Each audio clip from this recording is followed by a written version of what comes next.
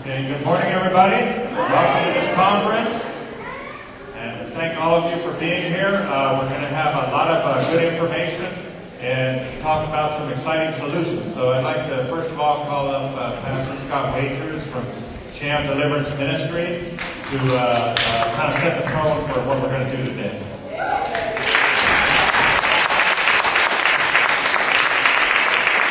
Boys, we can't let Satan go too far. Hold on, slow it down. He's trying to get out of the limelight.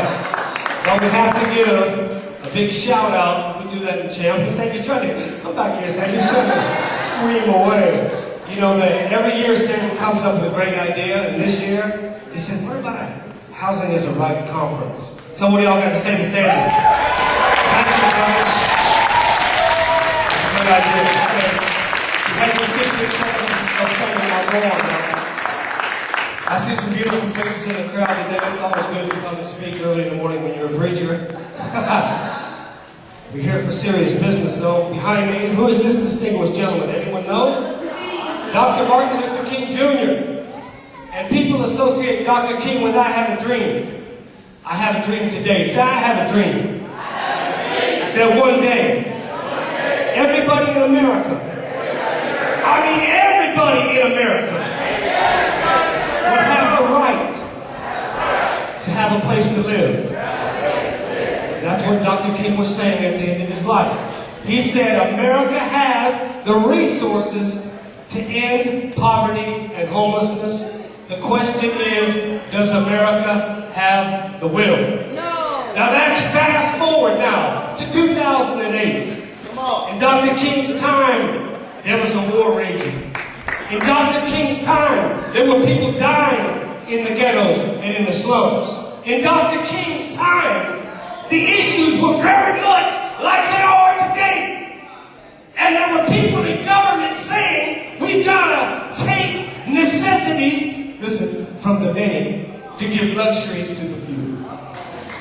So you want to know why we're here today? Thank you, Ethel. I need somebody like that in church. You want to know why we're here?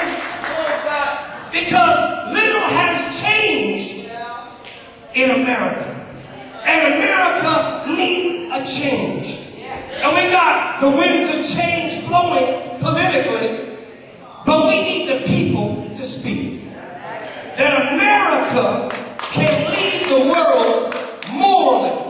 And in order to do that, we have to begin to see things in terms of human rights.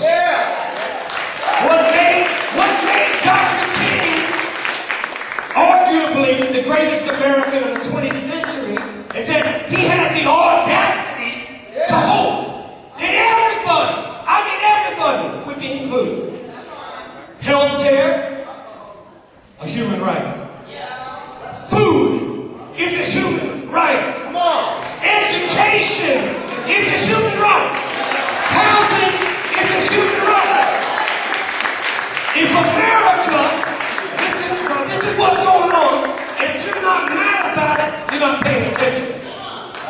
America's telling us we need to give money to Wall Street and bankers because one day it will trickle down to us and we'll get what we need.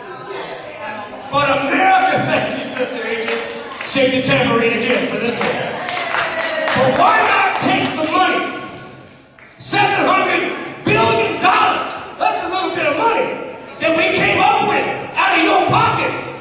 Wouldn't America like to see it go right into the pockets of poor and needy people who are becoming homeless every day? What's wrong with America? The scripture said, "Where there is no vision, the people perish." And the vision comes from visionaries. But I know that Dr. King believed that the people ultimately were the visionaries. In other words, you're the visionary. And you got to see a new America. I see a new president coming. Don't you see him coming? I see him coming. I see change coming. But we got to take it all the way and say, we have, listen, you heard these words before? Inalienable rights. What does that mean? Rights given by the virtue of the fact that you are a human being. So here's the question I'm going to leave you with. Drum roll, please. Thank you. Do you think housing is a right or is it a privilege? It's a right. You see, because wealthy bankers on Wall Street think they have rights. They do. They told you they have a right to bankrupt their companies and bankrupt, you know what I'm saying, the taxpayers and get golden parachutes for their CEOs. They think that's their rights. Welfare for the rich. But the sister or brother standing on the corner, America looks down their nose and says, oh, look at the person on the street. We can't give them even a first chance, let alone a second or third chance. But Wall Street says, give me a chance. Are you mad yet? George Bush says, send me some more money so I can send people to Iraq to die. America needs to change. And I don't believe, I'm a preacher now, maybe you guessed that. I don't believe in halfway change. Some of these things are right, some are not. Dr. King's vision was for the complete and immediate eradication of poverty. For, that's what he said. Is it any wonder that some people were nervous? But see, we have to leave here thinking in terms of real change. Real change. Jesus said, one day, the last will be first. The last will be first, Paul. He said, the bottom row that's been down here will be brought up. That's what we preach at CHAM Deliverance Ministry. And that's what I want you to leave here thinking. This is a housing, reclaiming the right to housing. I want that to be in your heart today. People have a right. People have a right. Amen? God bless you.